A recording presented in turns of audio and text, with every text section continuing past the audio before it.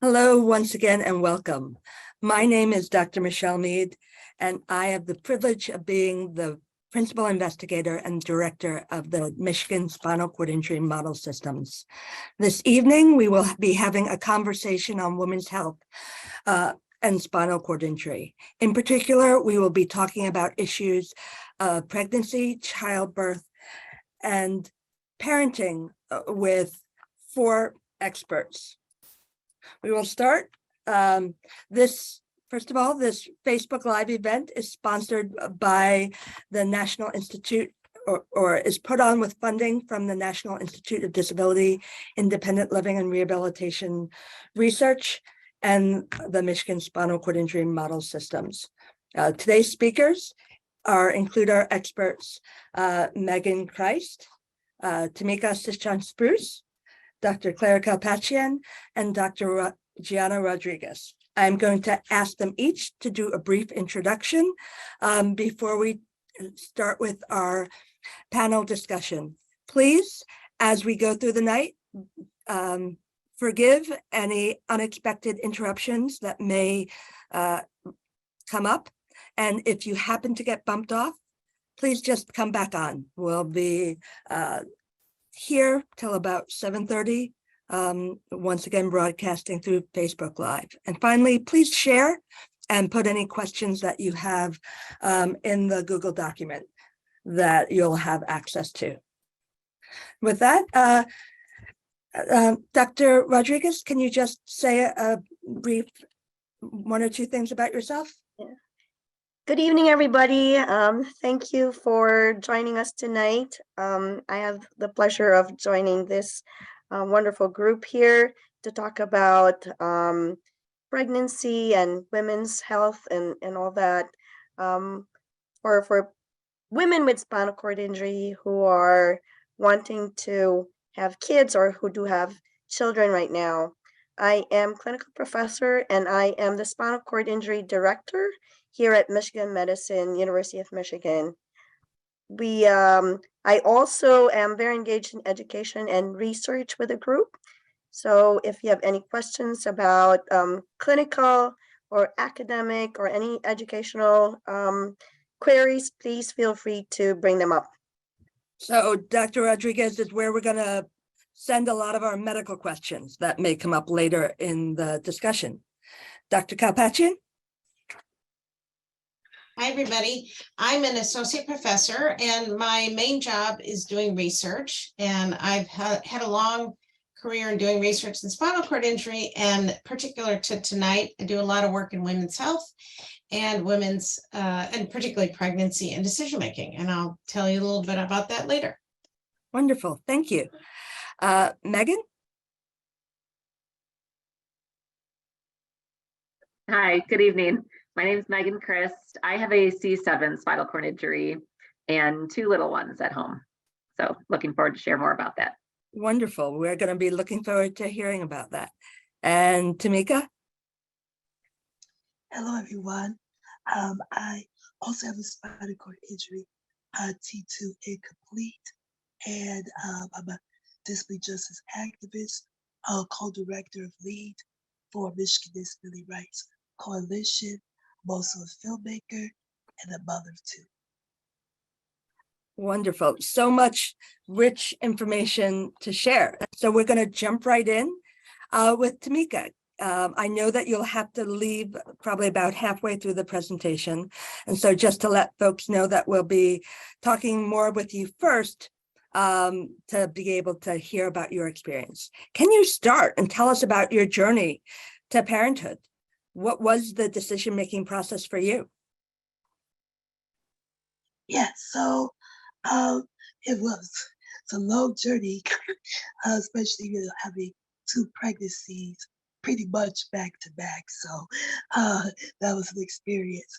But so I was in a committed relationship to my now my husband, and so but we didn't know necessarily so much planned the pregnancy, but since we were committed and married, it happened. And so so with the first pregnancy, in short, I was labeled as high risk, because of my spinal cord injury. But so the experience was, okay. They had me go through certain precautions like taking blood thinners, make sure I don't have any blood clots, um, those type of things. Also, I had a C-section with my son. That's the firstborn, but they like a couple months after I was became pregnant with my daughter.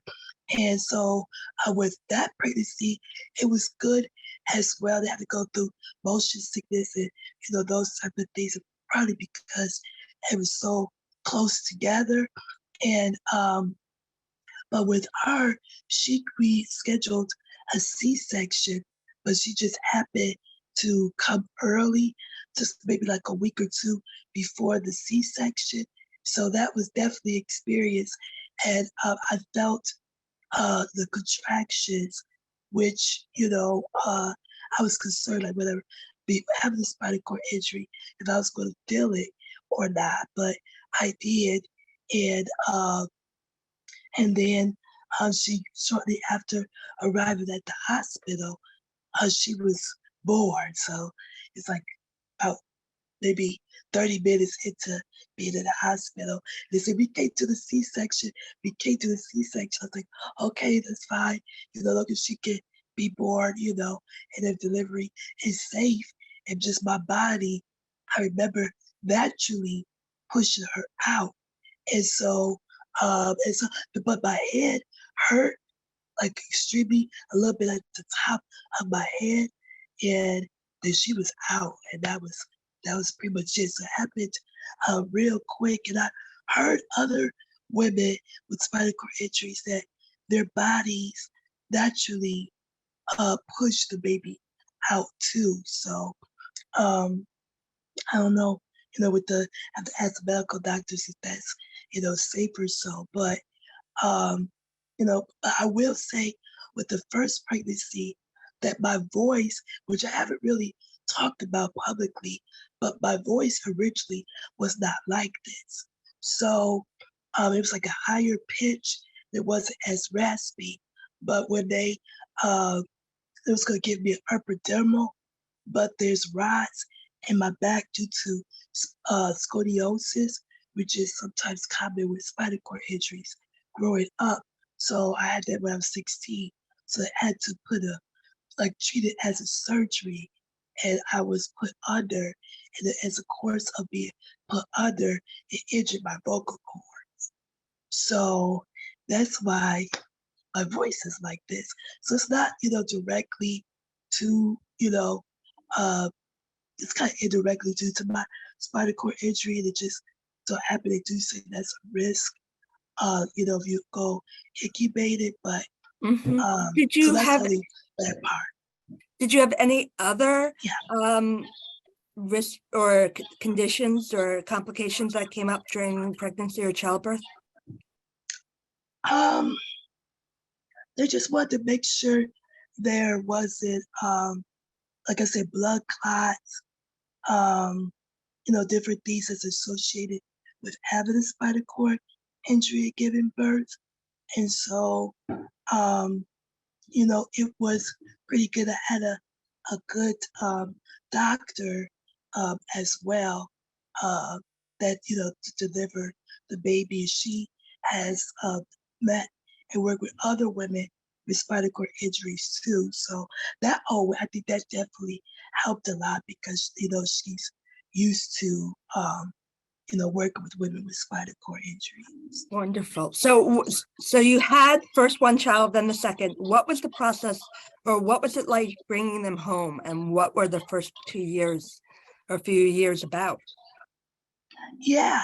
So bringing them home with the first child, it was, you get the jitters because of course that's your, first child and everything. So my husband, we had to get, used to, having a baby and getting up at night There were some anxiety sometimes, like, am I gonna pick up the baby and, my son, and, and just that we did have a social worker, come by at the, with my son.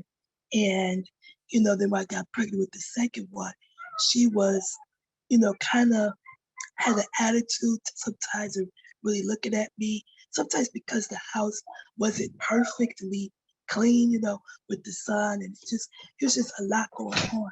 So, um, she had an attitude. So we picked up on her vibe and just said, we're not gonna deal with that, because we know that a lot of people, well, sometimes people see women with spinal cord injuries and think, well, how are you gonna take care of your child? Even if you have help or whatever the case may be, there is a negative attitude that exists. Mm-hmm. And so we said, we don't want to be bothered with that. And that's one of the main issues that I received, raising my children, is people's attitude and how they react. Right. I was going to ask you, did you have any issues with the healthcare providers who were questioning, why are you getting pregnant? Are you sure you should do this? Or was it supportive? Yeah, overall, I would say it was very supportive. I think because of, with the doctor, she, is used to women, with spinal cord injuries. So it wasn't really a surprise. Or when I got pregnant with the second child of that, in fact, I was going in to get birth control put back in when I found out I was pregnant again. She's like, Tameka, you pregnant again. I was like, what? What? It's tough. And my mom was reaction too. And so it was it was some anxiety between my husband and I, like, okay, we already have a son, that's 3 months old, and now we're having another baby. So how are we gonna do, two? So it's like kind of like it's like twins. So so there was some anxiety at the beginning between him and I. Okay, But, so I yeah. just want to ask a couple more questions, because I know you have to head off soon, and we kept but there's so much that you could answer. So what was the things that helped you most as a parent? Did you have any social, or who was there to help, and what did you use, any types of adaptive equipment? Yeah. So I did have help from my parents and my siblings, which they were like teenagers at the time, but they came over and helped, and my in-laws and everything. So I had a lot of help in that sense, and emotional support as well. And as far as with adaptive equipment, I didn't really use any adaptive equipment, probably because I had a husband at home and I had people and things like that. So, they were available to help me, and I just kind of, figured it out without adaptive equipment. Okay, it sounds like it, with 2 at home that fast, you had to figure out a lot, as most moms do. Yes. But even more so with juggling multiple children and that young. What do you think was some of the biggest challenge, or the thing you most wish you would have known, in terms of would have been most helpful for preparing yourself? Oh, that's a good question. I would say, I think being having someone talk to me, like at the beginning, when I was a young adult, when I was a younger woman, about pregnancy. I think what of Dr. Claire, what she's doing with the decision-making tool, I think is very helpful because it makes you think through things and compared to like you're in the midst of things, trying to figure it out. And I feel that, when you are a woman with a young woman with a disability, or woman with disability, in this case, spinal cord injury, nobody really talks to you, and prepare you for, pregnancy and having children. You kind of, figure it out on your own, or, you might have like a peer situation as well. So just having someone talking to me, from the beginning as a young woman, before I became, sexually active, would have helped. Mhm. Who do you think that person should be, ideally? I think it should be definitely like the gynecologist, doctors, deals with women's health and reproductive health. I know there are, organizations like, Planned Parenthood and others that focuses on women's reproductive health. That could also be a good outlet and maybe having a toolkit as they encounter, women. Schools, if you go through sex education, especially like more so high school, when you more like a senior, and everything to maybe, prepare you. But most definitely doctors and nonprofits that works on reproductive health. Well, wonderful. Thank you so much for sharing this journey. I'm sure we could keep asking you more questions, but I want to go on and ask some of the same questions to Megan and ask her to reflect on her journey. Sure. So I was injured when I was 31. And I had just gotten married like 6 months before. So we knew we wanted to have children, but didn't know much about like, can you have children with a spinal cord injury?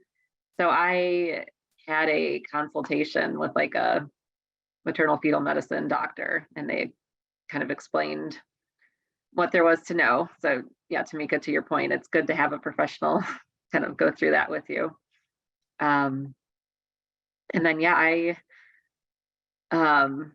was able to conceive naturally. And my first pregnancy was actually pretty uneventful. I was kind of prepared for my bladder to go nuts. And I don't even know if I had a UTI the whole time. I had a lot of blood pressure issues with orthostatic hypotension. So I got dizzy a lot. And then I ended up having a C-section. I went in for a doctor's appointment. My blood pressure was low. And then if I had to cath, it would go high. And I don't think they liked those fluctuations. So I had a C-section at 37 weeks. And then my second pregnancy was like the total opposite. I think I had a UTI from like day one, and I don't know if it ever went away, and had to be hospitalized for IV antibiotics. But with him, I had a planned C-section right when I hit 37 weeks. So was able to get through that. And what was your interaction with the healthcare providers throughout your pregnancy? You said that you were able to consult with someone beforehand. Did you have a regular doc? I went through the high-risk clinic, and the way, at least at University of Michigan, you saw a different doctor each visit. And I think that's just so that who's ever working when you happen to come in for delivery is kind of familiar with your case. So between seeing different doctors and different residents, I saw a lot of people during my frequent visits to the doctor. And did you get any sense from them about why, like, questioning your fitness as a parent, or thoughts about? No, it was completely supportive. Oh, fantastic. There's a quick question in there about just experiencing with menstruation after spinal cord injury, and if that changed for you, and when they addressed issues of sexual health or reproduction, or if they did that with rehab or such. Yeah, I think I got my period back like I skipped a month and then it came back. And then it was like, oh, great. Like hardly any hand function. How am I going to deal with this? But like anything, you, you figure it out. And let me quick ask Tameka that same questions, and then I want to go back to you, Megan. Tameka, quick question, if you're there, about menstruation. How do you deal with it? No, as far as after the pregnancy, Either before or after? it happened like it happens for women without physical disabilities. So, and then due to with having children back to back, I didn't have a menstrual. But then after my second child, I immediately did get on birth control, and then then I started having menstrual periods and that. Okay. And so you were able to get, it sounds like, better conversations after when you were parenting and such. Yeah, most definitely. Wonderful. Okay, I know you probably have to sign off now, so thank you so much for being part of the conversations. Well, Yeah, send thank you any you. other questions if they have, send them your way, okay? Good to see you. Thank you. Yes, you too. Okay, so Megan, back to what was the, you said you had 2 C-sections? I did. Yep. Any complications with those, or what was the recovery like? I think it's like the one time that you're thankful for your spinal cord injury, because I didn't have any pain from the C-section. So I think my recovery was pretty smooth. I mean, I'm sure there were probably lifting restrictions, but I'm not lifting anything anyway, so that didn't really apply. So I think it's pretty smooth. What was the process of bringing your children home? We had a lot of help, and of course my husband, was there to help too, but both sets of grandparents. And I think we had a lot of the normal, like first time parent, we didn't really know what we were doing, but and then with the second one with Logan, he came home like immediate 2 days after, so we kind of knew what to expect. And actually our first one, Lucy, ended up being at Mott for like 20 days because she wasn't like eating, she wasn't drinking. So in a way that I guess kind of helped us transition maybe. But yeah. Did you get any occupational therapy, or what type of support or training did you have, or was any offered for parenting or for breastfeeding or for how this now works at a wheelchair level? Yeah, there were lactation consultants that came to visit daily. And my daughter, like she couldn't even latch due to other issues. So there were, I guess, like, yeah, the supports built in that I think every woman probably gets once they have a baby. And then as far as preparation, I was going to physical therapy like twice a week before my first pregnancy. And I think we did try to think about like what sort of tasks might be helpful to work on to try to address that. So what has been your biggest challenges as a parent? I guess, you could still connect with your kids. I'm still, if I'm not there, things might fall apart type thing. Like, who knows what's going on right now as they're trying to eat dinner. So that part, you're still there. Like, even if you're not physically the one, like picking the kid up from the floor. I've gotten very good at directing people. So as much as I learned how to direct for my own care, now I can direct for my kids' care. I don't know.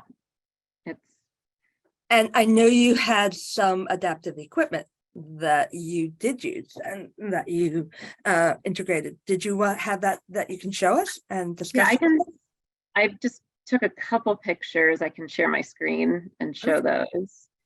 And so that's the crib that you had? Okay, so yeah, we had a burl under crib that was built. And actually,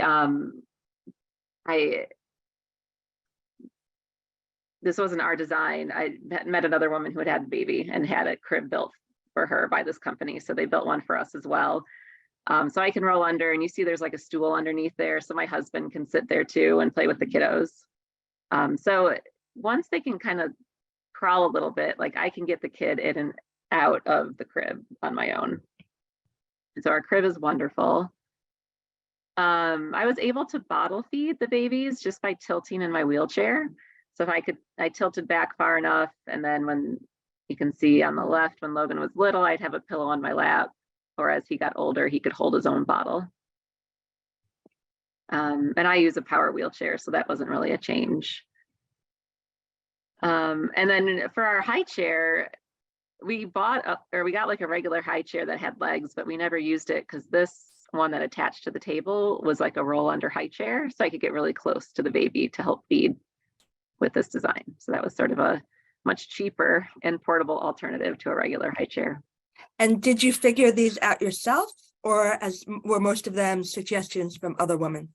I mean, apart from the crib, which was huge from having a peer tell us about it, most of it you just kind of figured out yourself. And I wanted to know if I could integrate some of Dr. Kalpakjian in your research. Is what you've heard from Megan and Tameka pretty common? I mean, you have a range of experiences here. What came through for you in what you heard? Yeah, I think, like you said, different experiences. I think that, Tameka's experience with people doubting her capability and wondering is not uncommon. And I think, she brings up a really good point about, and Megan, you were a little older, so it was a little different for you, but, as a young person, just having a vision for what your life could be if you decided if you wanted to be a parent. I remember very early, it wasn't in SCI specifically, but one of my collaborators, and she said, if I had known, when I was young, that it might be in my future, I would have been thinking about it. So even there's like a really long lag time between decision to pursue pregnancy and even thinking about it. I remember one woman saying, I got to decide. Like the process is can be quite extended, but not for everybody. And I think in some of the work we did to understand what did women need to make a decision about a pregnancy. So we had a group with just SCI, and we had like 8 categories. And I can show you actually, because I brought that up, that I don't think you'll find this surprising, that the top category was caring for an infant. This was like far and above the most important thing, one of the most important things that women considered in making this decision about pregnancy and what they needed information about. So this is just a funnel plot of like the things that were really at the top: managing medications and things that you would expect, bladder management, kidney infection, and these things all were at the top of the list. So, but caring, and then we had a study at the same time, and this was with women and pregnancy decision making, a mix exactly the same. Like caring for an infant is top, and there isn't, like Megan said, you kind of figure it out. There is no clearing, easy way to get information. But yep, pretty common experiences along a range of good and bad. And one of the things that came up in the chat, so for both of you, for all 3 of you, is about what mental health issues. Did you feel higher rates of depression, feeling overwhelmed, anxiety? Megan, your personal thoughts, and then Claire or Gianna, things that you have experienced either or heard about from research participants or patients. Yeah, I don't know if I experienced like any more feelings. You always have your days, or but yeah, they're definitely there. Mm-hmm. Yeah, I think for me, again, wide range of experience, but like Tameka said, there are certain things that are that are just unique, that, you know, doubt themselves, doubt from others can be quite stressful. And some of the literature suggests that when others believe in the woman, in her capability to be a mother, that has a huge effect on her sense of self-efficacy. But you know, in my experience, listening to lots of stories, it is often something that is outside, and it is often other people and their attitudes toward them that can, aside from what's normal, right, ups and downs of life, that can bring on just insecurity and anxiety and uncertainty, and bump people out, which is a bummer, but it happens. Mm-hmm. And Dr. Rodriguez, what do you see coming up when you've had female patients with spinal cord injury? So they have a bunch of questions about, you know, so we write for medications for various sequelae in spinal cord injury, spasticity, neuropathic pain, you know, two of the biggest ones, and then obviously bladder medications, bowel medications, and things like that. And you know, the first question is, which medicines should I come off from, you know, which might affect the baby? So these are some of the things that we go over with a patient, and sort of like guide them, because obviously we don't want them uncomfortable for 9 months either. So it's a balancing act, really. Then also issues like, you know, their concerns about getting either hypotension or autonomic dysreflexia, and how they manage that, and then how they manage, you know, just the weight gain and the physical, you know, the physical growth, and how that will affect positioning in their chairs or in bed for that matter, and how it will affect transfers and such. So those are the things that we sort of like go over with our patients. Are you able to prescribe like occupational or physical therapy to assist with pregnancy and get that covered? Absolutely, yes. And so I would imagine that the health management process becomes a little bit different, as you said, as the body changes shape. Yes, and I think it's helpful that, you know, I practice in an institution that does have therapists who, I was gonna say, you know, yes. who are Yeah. who are experts in spinal cord injury as well. So, you know, in that regard, it's not challenging on my end. You know, I think it's more challenging for, you know, people who are in far-flung areas without access to specialty Yeah. facilities like ours. Mm-hmm. Yeah, I would say, you know, to your question, Michelle, I had other collaborators and who were on a project with me, and they on pregnancy, and it was their first pregnancy. It's like the timing couldn't have been better. But once they left the hospital, they could not get OT to come to their home to help them figure out getting across the room. And this I think is actually quite common. It's just, it wasn't a lack of willingness of the therapist or even the therapist knowing what to do, it was getting it paid for. And it was just this mismatch, it's not uncommon, of what people really need. And she figured it out, but it's really an unfortunate gap to bridge that, being able to care for an infant. And as I showed you, it's the top concern, understandably. So yeah, there's a lot of holes in the system. And Have part of that, I think we can have social work, you know, help us navigate the insurance questions and things like that. Because typically, you know, if there's a new condition, then we're able to prescribe therapy, and we can get like either physical therapy or occupational therapy or both to help, you know, the patients figure out, let's say, you know, what they'll as they're approaching delivery and at delivery, how they can manage at home. It sounds that there may have been some concerns, at least with Tameka, about the attitude of the social worker and how they see their own role with regard to protecting the baby versus really helping or facilitating the parenting process. It's a And big I- fear for a lot of people. Yeah, I think it's, yeah. So if there's anything, I think it's the fear of not knowing, you know, for these people, like for the social workers or even the therapists who don't necessarily have expertise. I think it's more the fear of not knowing how to deal with things. Mhm. Yeah, I think feeling inadequate yeah. in trying to provide the service because they themselves don't know. Mhm.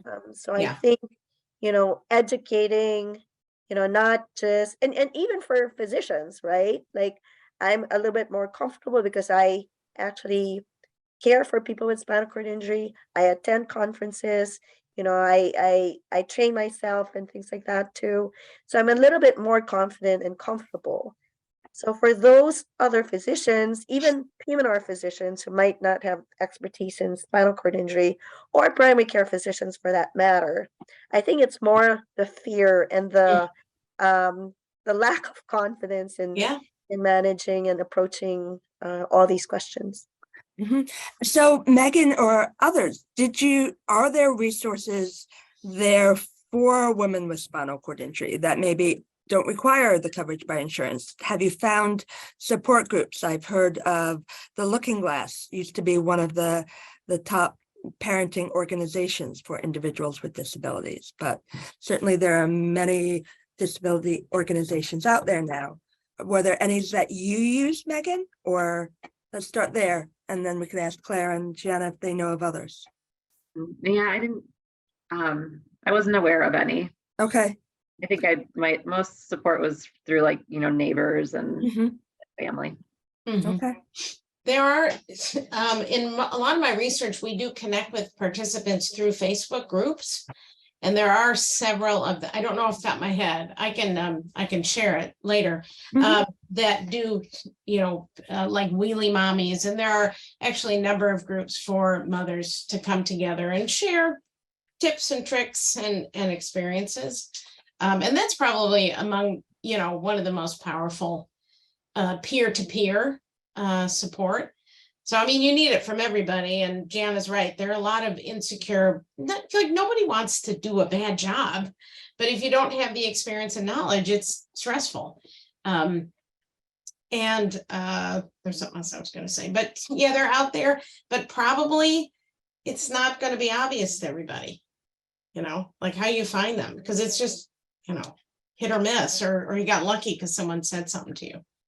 Okay. Dr. Rodriguez, do you know of any ones that you refer people to? No, not off the top of my head. I mean, I know, like, from conferences and such, they post like various groups and such, and I actually have to dig into my files to find I know. them. Yeah. And we should actually, Yes. just thinking about it, we should make it a definitive effort to come up with a list so that we have it accessible and So ready we can for say our- that by the time we post this online on the CDHW website, we'll have a list of resources associated with spinal cord injury and pregnancy and parenting that people can refer to. Okay. Yeah. I will say Yes, that's we the will thing. try our best. They want them, that this is echoed throughout all my research, the thousands of people. They want to connect to their peers. It's really, really important. And it's not so easy to do all the time. So that would be a great idea. Wonderful. Gianna, what are the top concerns, or what do you find are the issues that come up during pregnancy? In terms of UTIs, you said what people are worried about, but Yes. So, okay. So there are a number of things, from head to toe. Respiratory is a big one. As the fetus grows, obviously the contents of the abdominal or the uterus as the fetus grows, pushes up against the diaphragm. So it can make breathing, a little bit harder. And obviously the higher the lesion is, the more involved the pulmonary system is as well.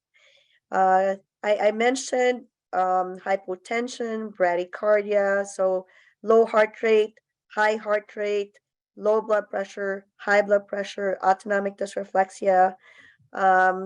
recurrent urinary tract infections, increased risk for calculi or stones.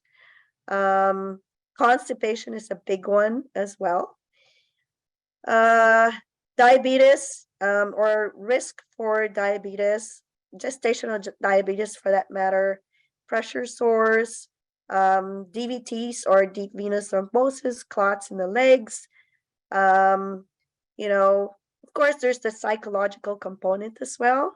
So particularly for women who are first time mothers, as they get anxious about the just the pregnancy plus the delivery. And then thermal regulation is another one too. So again, the higher your cord lesion is, you have like labile temperatures and or ability to adjust to environmental temperature. So those are just a few things. So what I'm hearing is that easily women with spinal cord injury can become pregnant. They do not absolutely need assistive reproductive technologies for that. That while menses can be temporarily stopped briefly after the traumatic event, it generally comes back. Yes. And if they're sexually active, they should be thinking about birth control or about making conscious decisions about pregnancy. That pregnancy itself is associated with additional challenges because of the spinal cord injury. And they're going to want to have close relationships, if possible, to a physician to manage it. And then with the parenting and the childbirth, that they really would benefit from peers to tell them the tips and tricks, to learn about just to provide emotional support, as well as then it sounds like, Megan, your own personal support system, your family, your husband's family, and bringing those in-laws and figuring out how to manage people with this. Are there other key things we want to emphasize with this? Because, I mean, this is a huge journey. What has been your biggest joys, Megan? You have two. How old are they now? 3.5 and 1. Okay. So, yeah, I mean, the 3.5-year-old is, I'm Anna, she's Elsa every time she comes home. So we get to play that way. And the 1-year-old is just starting to walk. And so we'll often chase each other around in circles in the house. So yeah, there's a lot of joys. That's for sure. Yeah. Do you think, or how do you think having a spinal cord injury changes the parenting experience, or do you? I think it probably makes my kids a little bit more independent and good listeners. And so, yeah, I mean, I'm often asking for, like, Lucy, can you pick this up off the floor? Or if she wants something, then I'll direct her to get it. It makes disciplining is interesting too, because if she's having a tantrum, I can't just pick her up. So yeah, I'm sure it is, every kid I'm sure has their own unique experiences based on their parents and their strengths and limitations. Yeah. Claire, what have been some of the things you've heard from your research participants? About any specifics about parenting, or you don't go do that part of? I haven't really gotten into parenting. Okay. I will say that for all the stories in one way or another people have shared, I think everybody said, I do it again in a heartbeat. I'm so glad I did it like that, despite, and again, not everybody has a difficult, challenging journey, but I think the one thing I will say is that there can sometimes be a struggle with risk tolerance, like if someone decides for themselves, like what they're willing to risk, how important it is to them. And that can often conflict with nervous healthcare providers, understandably. But I think honoring that is really important because, you know, that their dream of being a parent, I mean, drives them. So I don't think anybody said, boy, I wouldn't do that again. I mean, I think when people don't, it's for reasons, either they're like literally their lives, or, you know, they're done having kids, but I've never heard anyone express regret. Right. And Gianna, what have been some of the experiences you've had with working with moms with spinal cord injury? It actually inspires me to, you know, to see how, you know, different people are able to, you know, develop strategies, techniques, and whatnot, you know, in parenting. I know everybody does, regardless of whether or not you have a spinal cord injury. But it's joyous for me as well. So, you know, when I see my patients bring their children on, you know, when we are like virtual, that's the great thing about virtual appointments now. You know, I see more of our patients in their own environment, and, you know, they're able to show me their babies, their children, and, you know, how everybody's doing and things like that. And so it's very inspiring, like I said, to see. And it also helps me want to improve education and, you know, get more people involved and such, you know, try pass on what I know, so that, you know, again, that's the whole goal, right? To provide better care to our patients and be of service.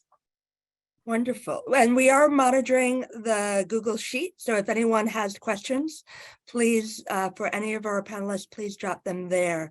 There are different ways, obviously, of approaching the parenting journey. And today we're just talking to women. Are there any specific challenges for women with spinal cord injury in getting pregnant or maintaining a pregnancy? Are you asking any of us? I was specifically thinking about Gianna, Oh, but okay, anything good. you Sounded Um, like a Gianna yeah. question. Actually, yeah. So in the literature, there's really none. So it matches normal, you know, normal pregnancies and such. I mean, I think it's so the ability to get pregnant does not diminish because you have a spinal cord injury, to clarify. And then you know, it's monitoring during pregnancy and delivery is what's key to, you know, to keep the mother and the child safe throughout the spectrum. You're on mute, Michelle. Sorry, I see a question in the chat about unfortunately, folks in the VA are unable to access the Google Doc, but if you were able to access the chat, please use that. And I don't know if anyone is monitoring the comments from I can see him. the Facebook Live, and if there are any Oh, Facebook. that are specifically coming up there. Because I think this isn't a topic that a lot of people are talking about. We know that for many of, you know, traumatic spinal cord injury is primarily male. And so in a lot of the research I've done, women may not even have connected with other women with spinal cord injury. And so having the opportunity, I think when I do focus groups, that the women love to just connect with one another. And that's a huge benefit. Talking about issues of reproductive health and sexuality, I think is very important. So when does the conversation about sexuality and sexual functioning occur? Does that go on in rehab still? Megan, Gianna, Claire? I'm not. Yeah, I think there was I know there was a talk on sexuality at one of the U of M support groups way back when we were in person. I think it was actually like really well attended too. So yeah, there's definitely a need. Oh, Okay. yeah. Mhm. So people want to hear about sexuality. They want to hear about what's affected, what's not. How are Right. things changed by your medicines? What are the Yeah. topics that come up? People want to talk about sex. Yeah, all of it. All of it. Yeah. And, we try to introduce the, the conversation during acute inpatient rehab through the independent living classes. I think in that venue, people are at least able to listen. And if they're not ready, at least they know that it's something that they can bring up, in future visits and such. I think now it's just a little bit more of a challenge with our current situation since the pandemic, et cetera, and how we're organized right now in inpatient rehab. Okay, there's a question here about autonomic dysreflexia and how it's managed in pregnancy. So it's managed similarly, during the way we would manage autonomic dysreflexia for anything else, even while you're not pregnant.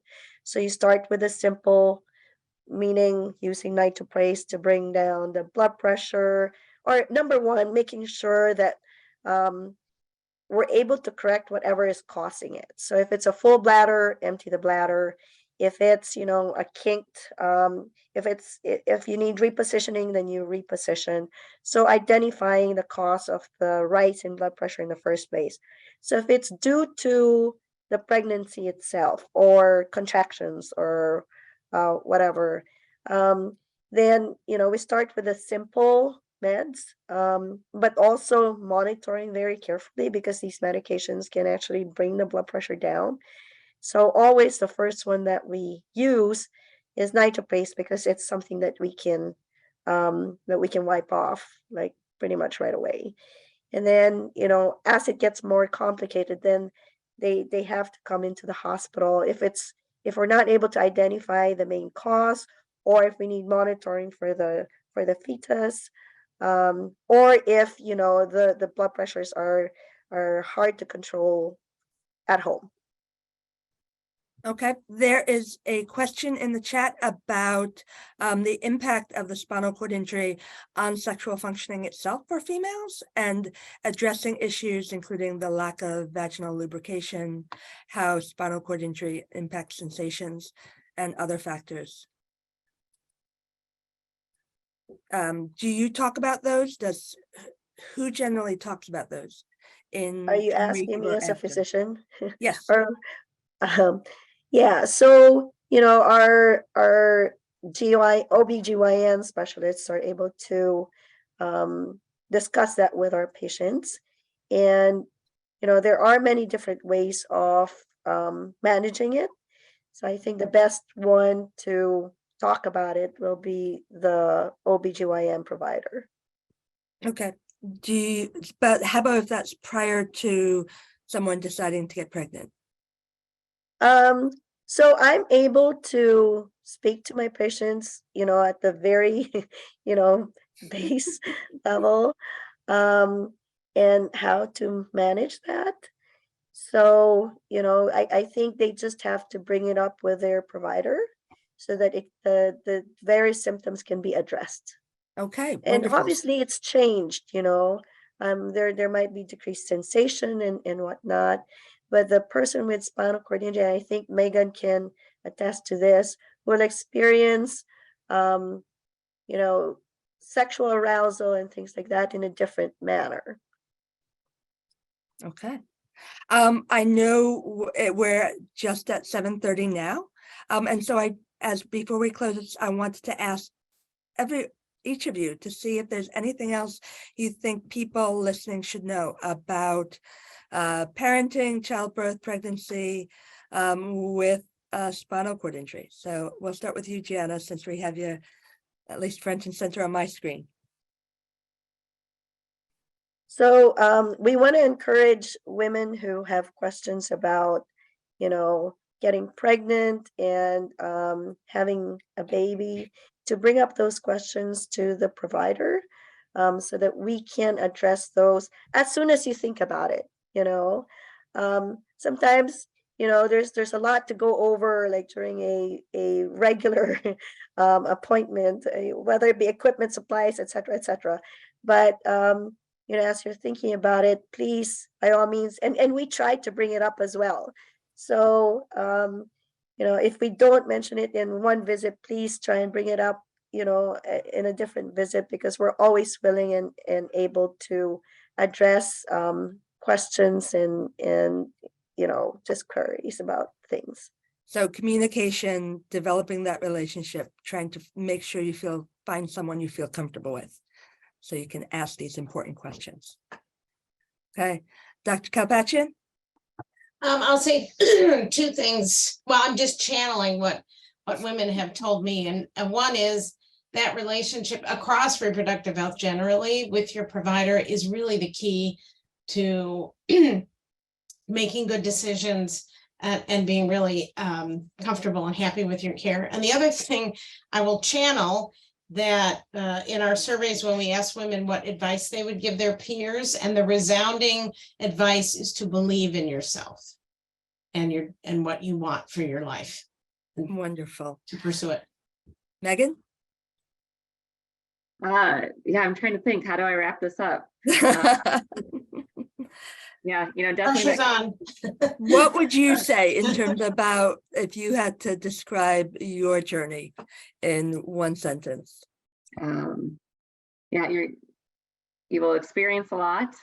And yeah, having the peer-to-peer support with seeing someone that's done it before, and then as well as just your own support network is vital. Wonderful, thank you. And from my point of view, as you know, in working with many folks with spinal cord injury and being associated with the disability community, it is that there are resources there.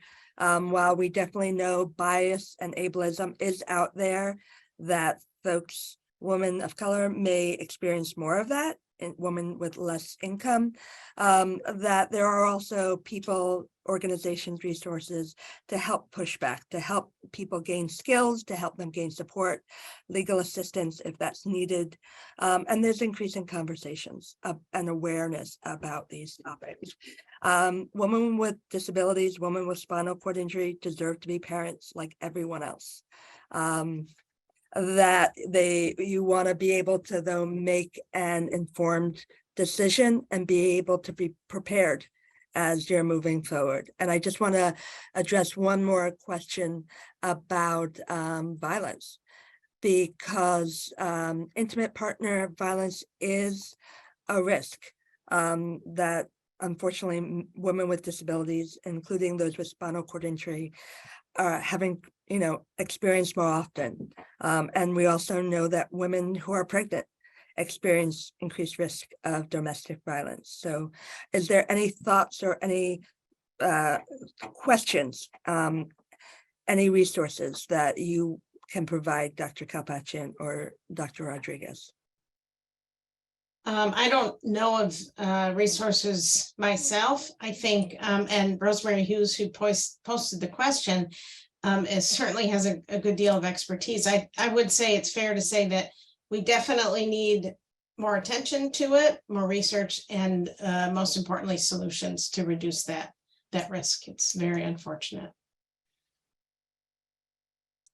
I also know that there are specific questionnaires asking about interpersonal violence that, you know, healthcare providers, whether primary care, physiatrists, or anyone else, need to be aware of and integrate as part of their regular sessions, the talking with women individually so they feel comfortable, revealing if there are issues that come up, and then thinking about how this looks for the women with spinal cord injury in particular. It's a really important point. And definitely for the providers in the room to be aware of, to ask about, and for everyone for us to be able to make sure to list the resources that are available on the topic. So with that, I want to thank all of you for joining us tonight. for taking part of your day. Thank you so much, Megan. Thank you, Gianna and Claire, for being part of the conversation. We will be following up with additional questions. Thank you for sharing the pictures, Megan. Your children are adorable. We didn't get to see Tameka's in there, but I know there was one on the website and they're adorable as well. And just, you know, you can really see this is one of the things it sounds like that defines you, being a mom. And so you're figuring out how to do that and sharing that, you know, I think helps other women see that as possible as well. So have a good night, everyone. Stay Thank tuned. We'll you. be having more of these Bye. events in the future. Good night. Thank you. Thanks. Bye. Bye.